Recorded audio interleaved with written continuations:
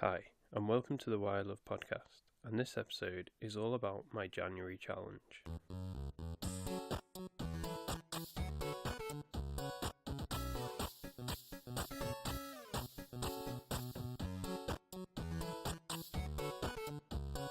So it's been a little while since I did a podcast. For those who don't know, at the end of last year I was busy planning a wedding, and then I went away on my honeymoon, and those two things play an important part in this podcast today. So before I got married, I sort of went on a bit of a diet and was trying to lose weight to look good for the wedding. And I stuck to that quite well until the last couple of weeks where I started to sort of slip back into my old habits and eat badly. Then obviously we went on our honeymoon and we ate a lot of food, and I kind of, in my head I was thinking, right, we'll go on this honeymoon, I'll put on weight and I'll come home and I'll sort of get back on top of everything. But what happened was when we were away, I actually got food poisoning, which ended up meaning when I got back I'd actually stayed the same weight. And I seemed to take this as a sign that I could then just carry on eating really badly, and did so pretty much all the way up till Christmas. And then massively over Christmas I was just eating chocolate after chocolate after chocolate to the point where I was almost sick. So I was sat there on Boxing Day and I started making a little list of how I was going to change the way I eat and sort of what I was going to cut out and things like that. And I thought, okay, I'm not one for New Year's resolutions normally, so instead of waiting until the 1st, I decided to just start the next day and carry on till the end of January. I thought if I'm going to do this with the food, maybe I should just go all in. So I started going through and trying to think of all the things that I might want to change and came up with this list. So first of all, with the food and drink things, so I decided that I would stop eating all chocolate, all biscuits, all treats really, no crisps, anything like that. One thing that I'm quite bad at is drinking enough water, so I added that to my list, just drink a lot more water every day. So as well as cutting out the chocolate and the biscuits, I wanted to actually try and eat more healthy, so I set a goal to not have any sort of brown meals, which is, for those who don't know, is just what I call it. I don't know if it's a real term, but like just having sort of sausages and chips or a burger on its own. Instead I wanted to have like a load of veg with every meal, try and cook things from fresh as much as I could. And one of the other things I do when I really can't be bothered cooking is just to eat a lot of takeaway. So I put that on the list as well and just stopped having any takeaway whatsoever. I knew I needed to be realistic with this, so I didn't cut out the possibility of eating out if it was sort of with friends or with my wife, but I wanted to just sort of cut back on that where I could. And the last food related one was a big one for me. I am absolutely addicted to bread. My biggest downfall is definitely kind of like a big white loaf of bread. I can eat one of those in less than 24 hours very easily. I'll feel awful afterwards, but I do it every time. But also things like bagels and wraps, and I can just never buy them without kind of ending up eating them as extra meals that I'm not even hungry. It's just because I really like the taste of them. But like I said, I didn't just want this to be a diet thing. It's a massive cliche to go on a diet every January, I know. So I wanted to do a bit more than that. So I decided to try and go to bed early every night, which might seem an obvious one, but I'd got to the point where I was regularly just having sort of 5 hours sleep. And also I was getting through the day by just drinking loads of tea and having loads of caffeine. So I added caffeine to the list as well. So no caffeine and early to bed. So all those things, still very cliche January things so far, and I thought I'd add another cliche and try and get fit. My wife Katie had mentioned a sort of campaign that she'd heard of called Run Every Day, which tries to raise money for a charity called Mind, which is a mental health charity. It's something that's quite close to both of us, so we thought it would be a good idea to do it and try and raise money. And as part of this, I also signed up to the same gym as Katie as well, so that if it was pouring down with rain or if it was really icy or anything, we could both go running there too. But there was one more challenge that I was contemplating putting on that list on Boxing Day, and I remember going back and forth on this one a lot, mainly because I just didn't really think I'd be able to do it. But late that night, I decided to add it to the list, and I kind of had this little rule in my head. Once it was on the list, that was it. There was no going back. So from there, I knew I was going to have to do this. Now, if you've listened to episodes of this show in the past, or if you know me in real life, then you'll know that one of the biggest things in my life is playing video games. And I have such a history with games and so many good memories of games, and a lot of the podcasts I've done have been about games and game series that I've really enjoyed. But I noticed that recently I just started to let games take over a little bit too much. In all my spare time, I was just like, I couldn't think of anything to do, so I would just go back and play more PES or play Rocket League. Even just like sort of skim around the menus on Xbox over and over, not knowing what to play, but just doing that rather than actually doing something with my time. But it wasn't just like those kind of games either. Even the sort of proper games, that I was playing, I felt like I was forcing myself through them almost. And some of them I did enjoy, but even the ones I enjoyed, I was kind of hoping they'd finish soon so that I could move on to the next one. Just because I bought so many games and had so many games that I wanted to play that I felt like there was this never-ending list and I always had to kind of play catch-up.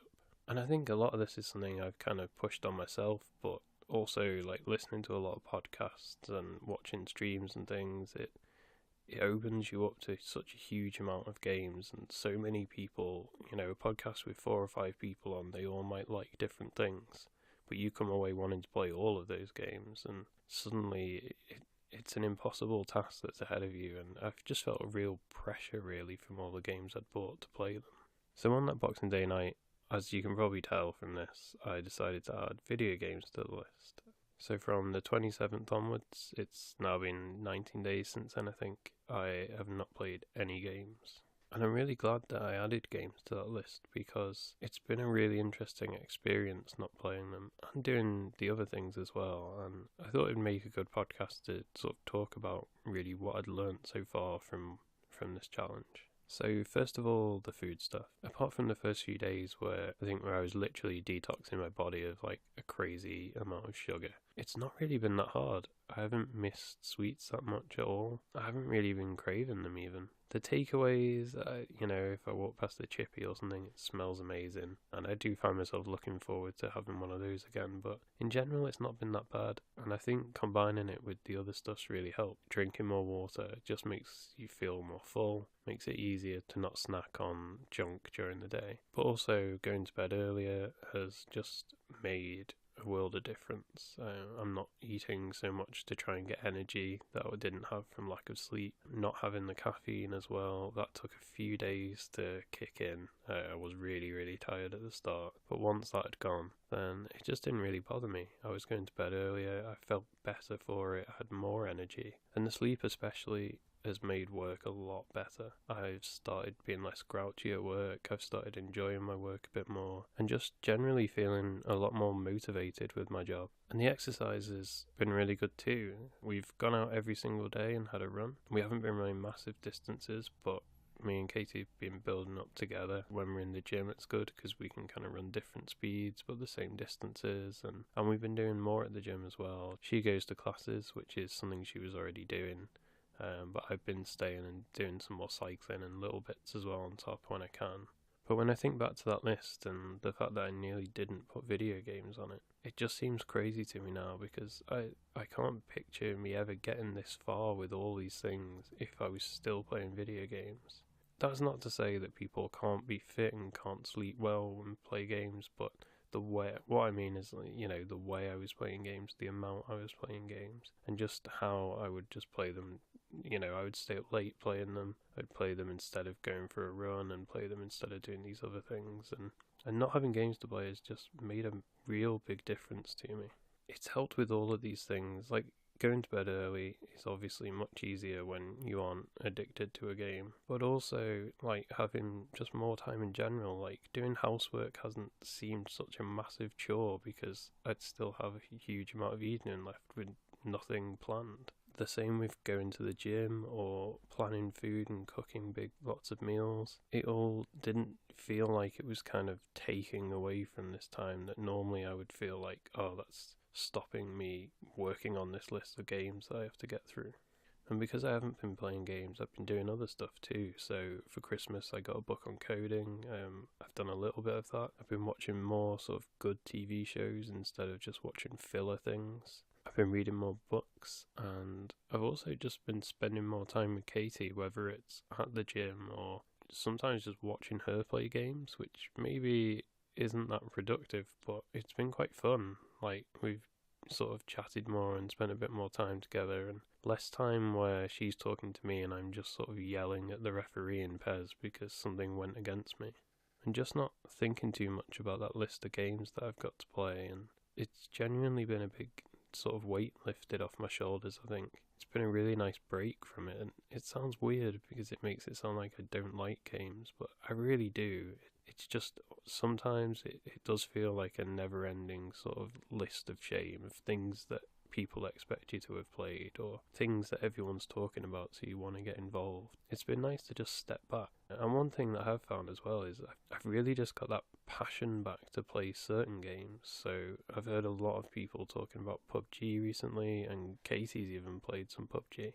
And now I'm desperate to play it, which is weird just because I haven't had that huge desire to play something for quite a few months. And the games that I really thought I'd struggle with the most not playing is things like PES, really, the ones that filled up all my time. And actually, they're the ones I've missed the least.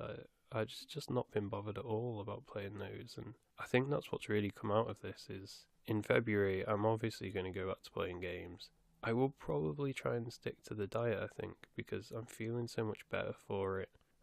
I might change it so I can have like one takeaway a week or one takeaway every 2 or 3 weeks. But the games I'll go back to, but I think I want to go back with sort of fresh eyes from what I've learned from this. And I think that will be maybe cutting back on sort of games that are filler and actually just playing games that I really want to play.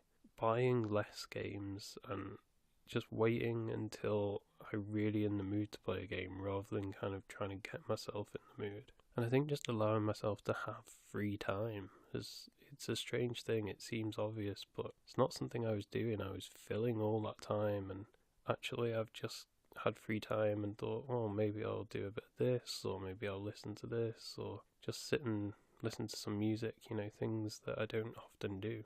But when it comes to February, one thing that I really want to do is make another podcast.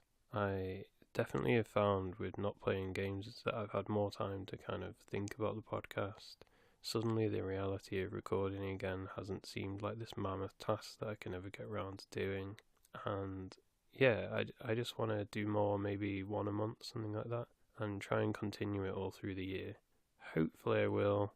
You might listen to this and then look at the feed in the future and there's never any more, but we'll see. I do really enjoy doing this when I do it. So hopefully you'll hear some more of me soon. If you do like the podcast, please get in touch and let me know. If you have ideas for future shows or you just want to give feedback. I'm still very new to all this, so any feedback is really appreciated. You can catch me on Twitter, it's just @WilPods, that's WILPODS, or you can email the show at whylovePodcast@gmail.com. Thanks for listening, and hopefully I'll see you all next month.